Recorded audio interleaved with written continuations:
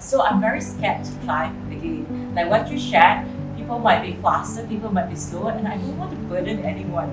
So I totally stopped hiking. Let's be very honest about it, yeah. And honestly, that was honestly my first experience, and I will tell you this: I would do it again and again and again, and with the same group of women or any number of women, like all of you who have showed up today, because this says something about you.